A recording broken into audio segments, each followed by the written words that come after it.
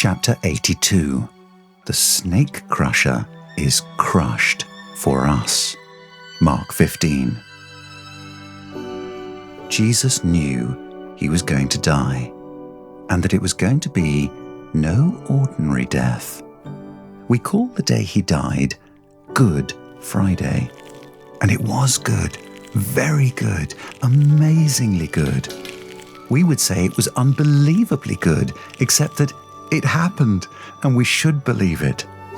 Jesus suffered so that we can be set free. Jesus died so that we can live forever. Jesus was the Good Shepherd laying down his life for his sheep. That's why we call it Good Friday. But for anyone who loved Jesus, that Friday seemed anything but good. It must have seemed to the disciples like Sad Friday or Tragic Friday or the worst Friday in the history of the world. As soon as it was morning, the Jewish leaders bound Jesus and delivered him to Pilate. Pilate was the Roman ruler in that region. He was the one who would decide whether Jesus lived or died, even though he could only do what God had already planned. Pilate wasn't convinced Jesus had done anything wrong. He wanted to release Jesus and be done with him. But Pilate was more concerned about people liking him than doing the right thing. So he gave the crowd in Jerusalem an option. I will release one prisoner, this murderer Barabbas, or the King of the Jews. Who should I release? They chose Barabbas instead of Jesus. Then what shall I do with Jesus? Pilate asked. Crucify him, they shouted. So the soldiers took Jesus and led him away.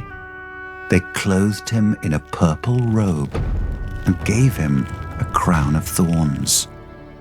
They pretended to worship Jesus, but it was all a joke. They struck him on the head and spat on him. If you could have seen Jesus being led to his death that afternoon, everything would have looked upside down.